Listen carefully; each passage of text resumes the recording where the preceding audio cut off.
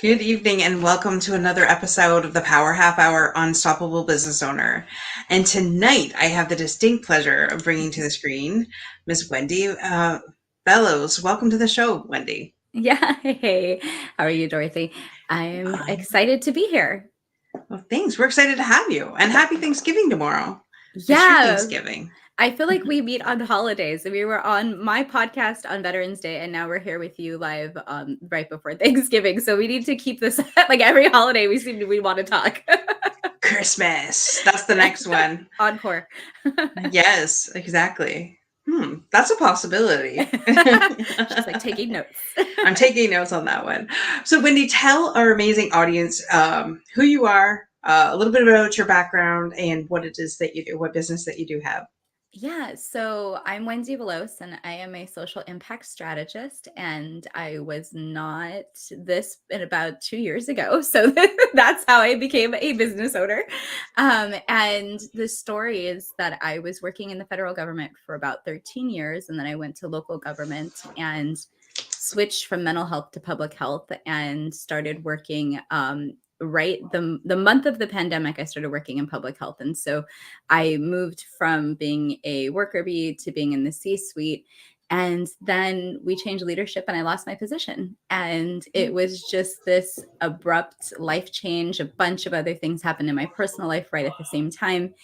And when I lost my job, I thought, okay, I knew it was coming. I actually could see it based on the treatment. And it was just kind of a like you could see the writing on the wall situation. So I had saved a bit of money and I was prepared for it. And I'd already actually been working with a coach. And if I hadn't had my coach, which shout out Melissa, who is amazing, she really helped me through the mental part of how do you transition into entrepreneurship and how do you decide, how you're going to serve others or what you're going to do with it. And so I built a business the day I lost my job. I went home and just said, okay, I'm in business. And I literally took to Instagram and did a live. It was like, hi guys, I'm in business now. I just lost my job. And it was, still full of emotion, still full of like, I can't believe this is happening. And I just heard something today. Another person from LinkedIn was talking in an audio about how you go through the stages of grief after losing a job and how meditation and working in your mindset and all of these other things really are the key to kind of unlocking that. And so I went through this I was already going through a healing journey and sort of a spiritual journey. And I went through this really intense burst of healing things. And it went from like learning sound healing to learning crystal healing to working, still continuing in my Reiki. And it was really difficult to think like, oh, I have to fend for myself, or I have to do this for myself, or I have to provide for myself. Can I do this? And I finally got into that growth entrepreneur mindset of yes, I can. Yes, I am doing. And when I first got my first consulting, I think it was like a $3,000 check. I was like, oh, I just paid myself, right? And it was just this whole like door unlocked. And so I built a business that helps people to choose social entrepreneurship, whatever that looks like for them. That might include starting or building a nonprofit, or starting and building a business where the profit is used to support some sort of social impact mission. Or it might just be people who are, wanting to add that to their lives, add social impact in a way of supporting different organizations to whatever it is they're already doing. So that's what I help people work on. And some people are leaving their 9 to 5 to do this 100% like I did. And other people are really staying in their role and just adding, like I said, this to their life. And so I do a lot of coaching and consulting for these types of organizations. And then I also have bigger organizations that are large nonprofits or large for-profit businesses that I consult with, and more on the like corporate social responsibility side. So I kind of partnered my love for wellness and supporting people through their journey and their well-being and energy to provide social change as a vehicle to build a legacy. So that's what I do. I love that. I've heard over the last year, I've heard a lot about social change, social justice, basically social anything. And I'm like, I really am trying to wrap my head around it because I just call me dumb. I don't know. I'm just trying to understand and maybe it was a different term before, and now all of a sudden it's just social. It's Can you explain a little bit more about that? Yeah, it comes up in a lot of forms. Like you'll hear corporate social responsibility, you'll hear, like you said, social justice or social enterprise, social business. All of that means, when you hear the term social, it generally means betterment for society or betterment at a societal Ah, level.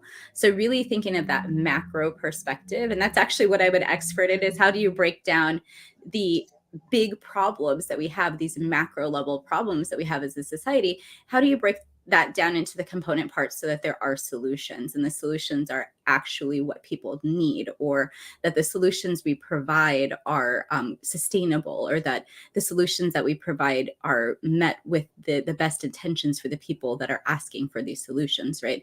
So there's very distinct ways of doing this. And what we've seen in the past that's created these problems is that there's not attention to all of those nuances. There's a lot of just, yeah, policy making or big social ideas that we work with that, people are like, homelessness, how do we solve it? Or like use of right, our veterans organizations, like, how do we solve the needs of veterans? And right. so anything with this social umbrella could include all of these types of social problems that people want to work on and people want to solve. And so that's where you're seeing an increase in the knowledge base of how do you do that. And there's different vehicles. And so, like you said, some people are social justice warriors and they're doing it through that vehicle. Other people are looking at it from a business lens and they're starting corporate social responsibility programs. And so it's all an umbrella to say that this is energy we should be spending towards the betterment of society. I like that. I like that. I can get on board with that. I can, I can too, right? if you could get our bosses and different, how shall I put this, different structures in place to help make even the workplace a better environment. I mean, that's like half the battle right there. Yeah. Just Trust me, saying. I have been there before. Right. I'm like, I like, is it just me? Should I step to the left and just let it fall? Like, Jesus, like, what are you doing here? Like, I don't understand. No, and I think that that's where it's not just the systems, but you're also pointing out that it's like corporate America. It's all the places where these we work in them, but they're not designed for us to thrive as workers, and they're also not designed for the people that we're supposed to serve as our clients or our customers. Right. So when we are like seeing this happen, it's really difficult for us to stay loyal, to stay in a position, to grow in that organization, or to be in alignment with the values of the organization, because you realize that they don't actually care about you. Bingo. So there's Yeah, that. nailed it. You Yeah. are number 1,255. That's your employee number, and Go that sit is your butt back all. down. All right. Yeah. Yes, trust me, I've had that in my life.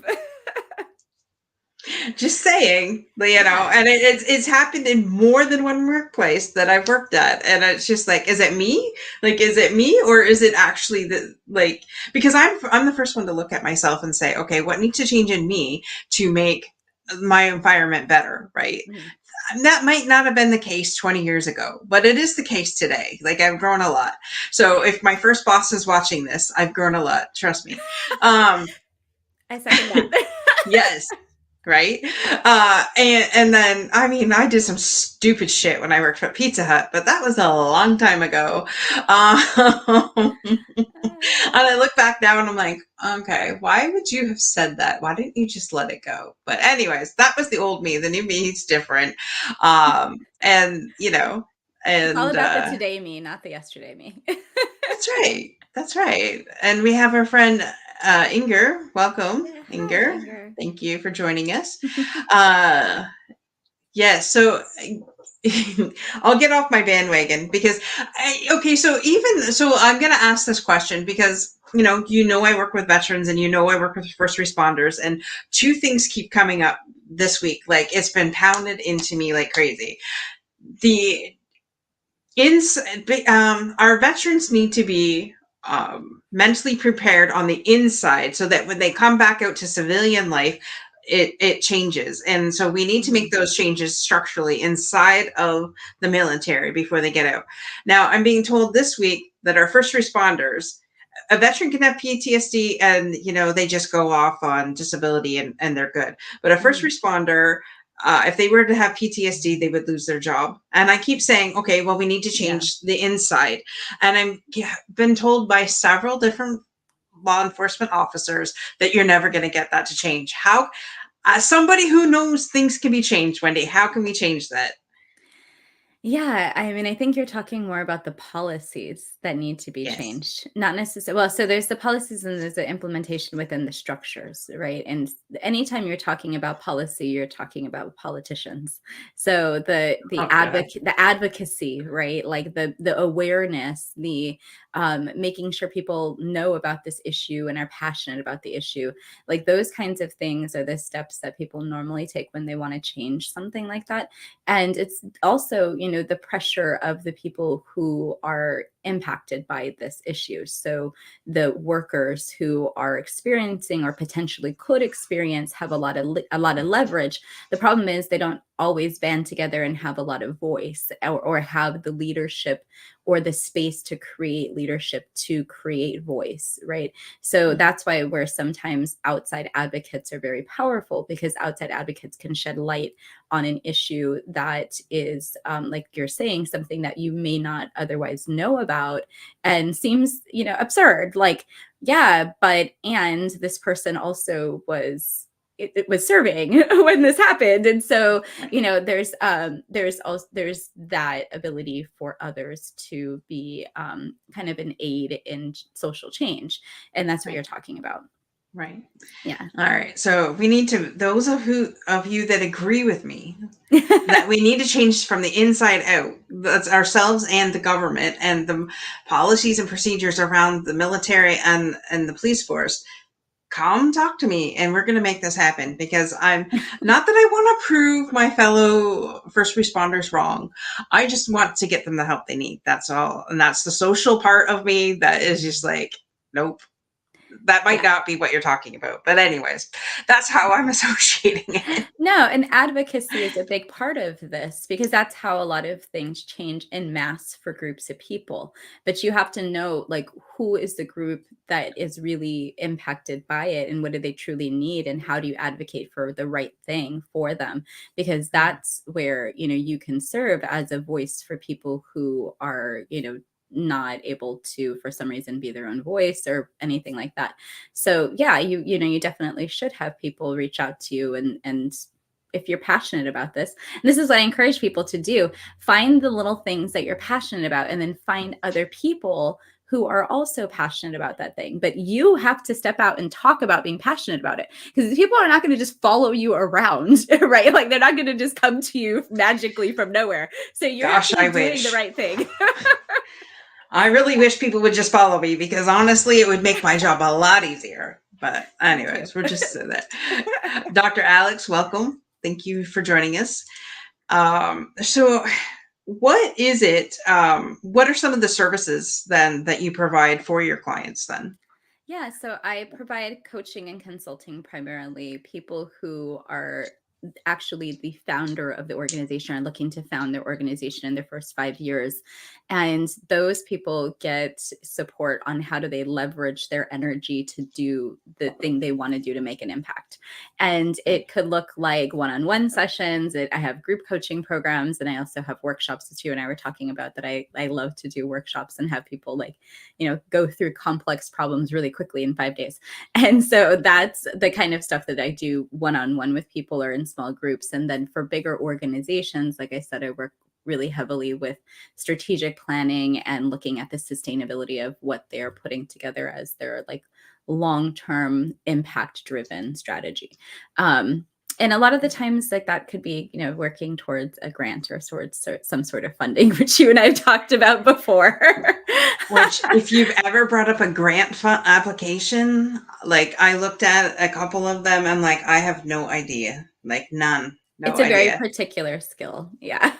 Which is why I try to teach people it, right? Because I think it's more sustainable for people to learn it and go, oh, now I don't feel intimidated by this. And I know exactly where to start. And if I were Wendie, this is what I would do. And, can actually proceed with getting an application out. And even if you don't get it and you apply to 50 and you get the 50th, like, if you don't apply, you're never going to get the money. So you have to, like, again, just as with talking about your passion, you have to actually seek the funding and seek the resources to follow that passion and to see it through. Absolutely. What's the best thing you love about what you do? I love to see people succeed. Because when people succeed in my world, that means they're helping other people. So when they succeed in transforming themselves, they can go transform others. When they succeed in transforming others, they come back and tell me what that looks like. And it's really super cool. It's like, oh, I was able to help XYZ number of kids, or help, this kid do this particular thing, or I was able to help this community do this thing. And it's really neat. And I feel like there's a lot of people who are super passionate about everything from wells in Haiti to, helping different types of organizations here with dogs and, like all these different causes. And I no longer have to choose one that I can support like I used to in the government, just mental health or just public health. I can support all of them and being successful. And that's really, I think, the coolest part. Awesome. I love that. So over the course of the years, transitioning from corporate America to owning your own business, what were the 3 things you'd had to overcome in order to get to where you're at right now? Myself, and myself. I don't think I could say that enough. I'll still say that's one, but I think it was a lot of barriers mentally that I thought I couldn't do this. And then when I saw myself doing it, I didn't think I was successful. And then once I saw myself being successful, I felt like I wasn't able to scale. Like there was always this hesitation at every pause. I had to reflect and think and do the mental work and read books and talk to people. And I have daily check-ins with entrepreneurs on this app called Clubhouse. And it's just the accountability and the repetition and the step-by-step and continuing to show up and continuing to do it. A lot of the times it was mental barriers I was creating.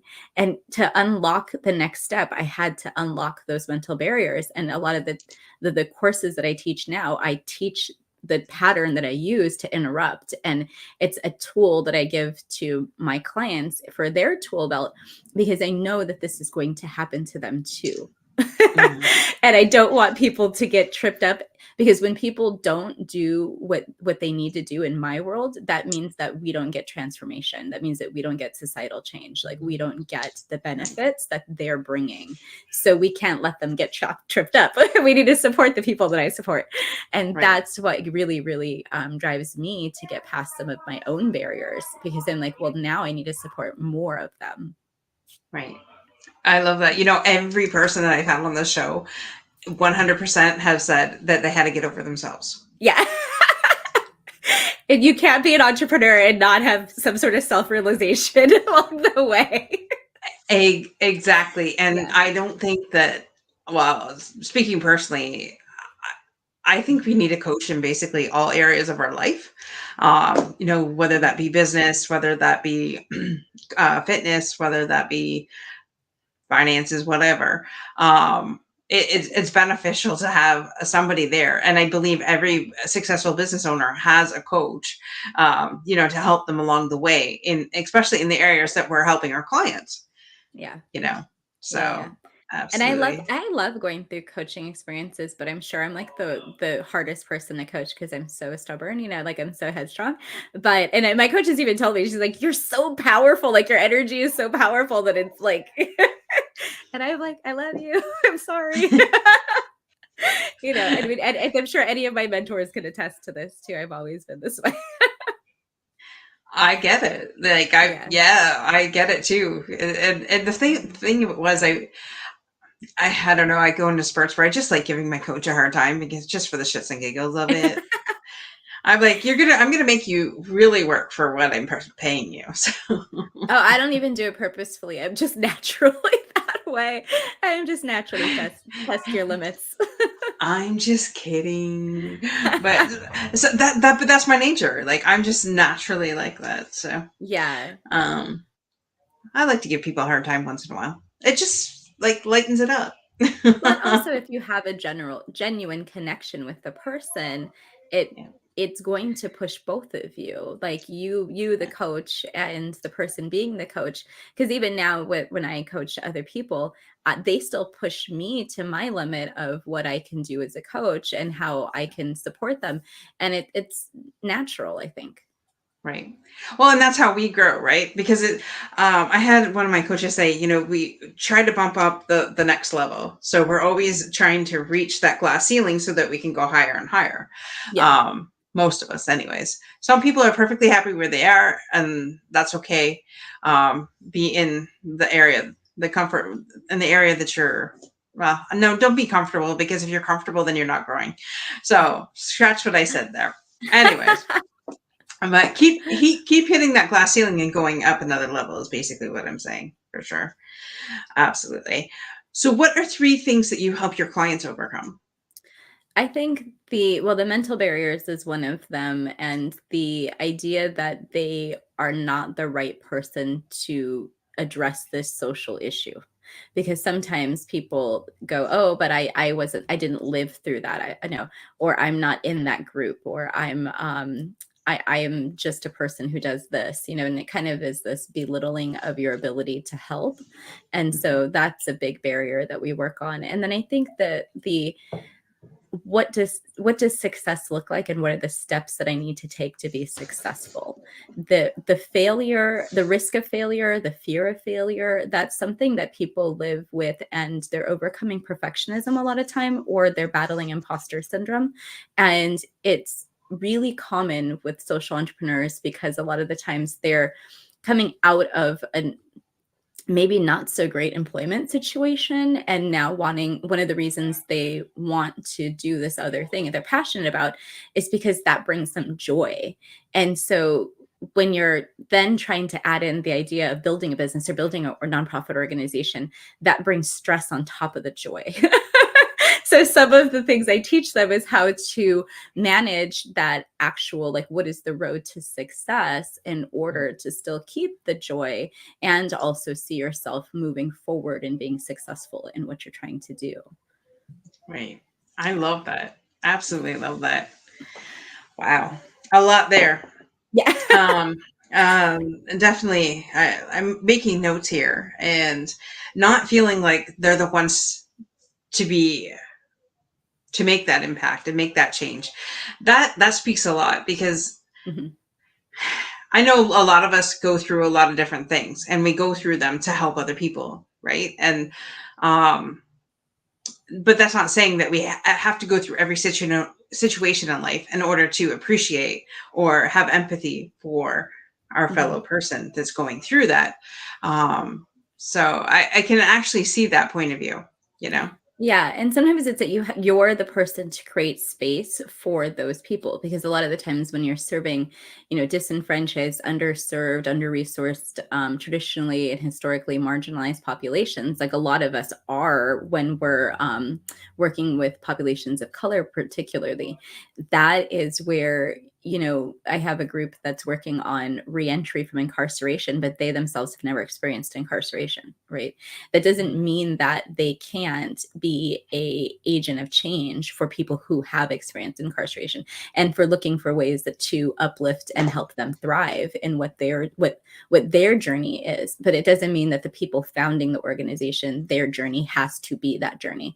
They just have to be able to, like you said, have empathy, appreciate, understand, and really, really get at the root of the need of the people who they're serving. And that's part of the process that we dig into. I love that. I love that. Yeah. So are you still in a Reiki practitioner as well?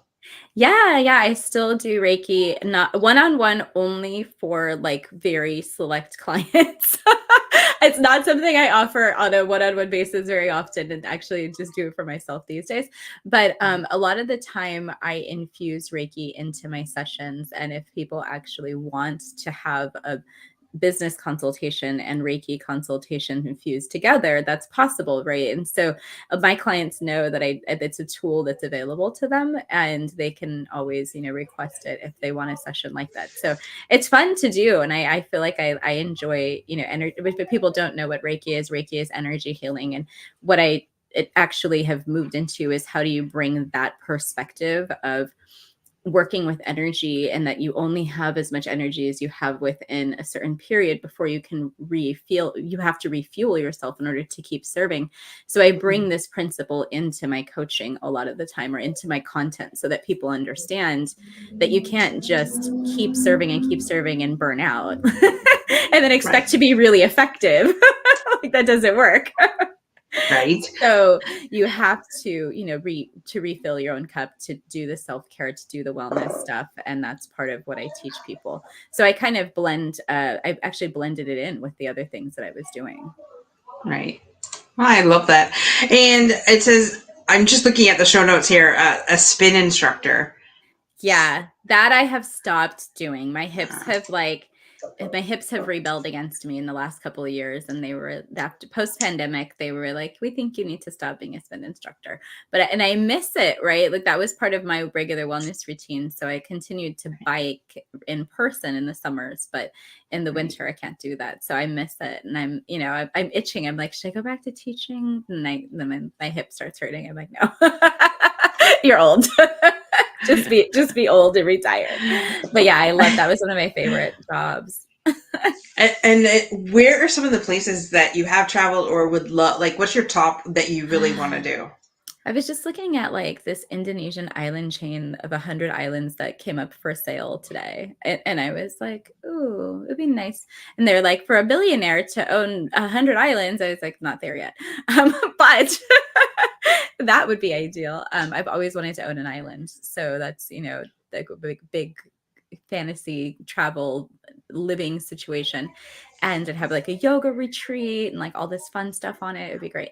But the places that I've traveled a lot of East and South Africa, and I used to live in both Uganda and Tanzania at some point for less than a year each. And it was, like, that's my favorite hands down place to travel. I've gone to South America and Europe, and haven't really been very far in Asia, or like the kind of like Eastern Europe kind of area. So it's kind of the places that I can compare to Africa. I will say my favorite places are anywhere I can go in safari, anywhere in Africa I can go and like hang out with kiddos and just, be in nature and be outside with people and enjoy community and stuff. Like, that's my favorite. So I will go to any African country almost. I'm trying to get my way to Ghana because I have a client in Ghana, and I like keep telling him like, come on, like, get your project bigger so I can have an excuse to come visit. Right. Yeah. This is tax write-off.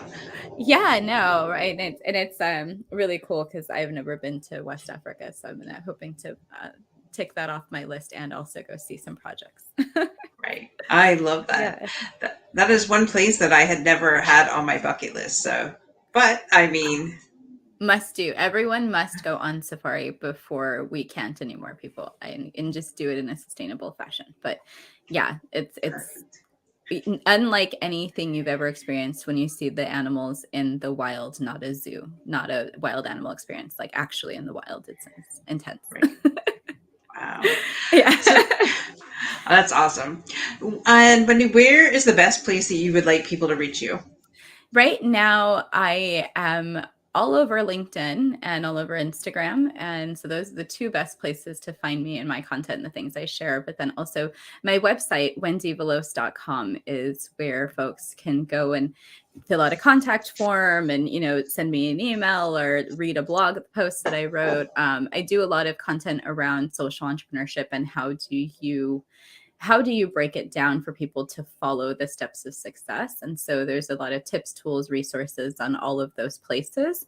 And then I also have a podcast, and you were on our podcast, which is the social impact level up podcast, is available on all podcasting platforms. And so people can go and listen to hours of discussion about social entrepreneurship, mindset, and all of the things related to how do you serve and help others through your business or your nonprofit.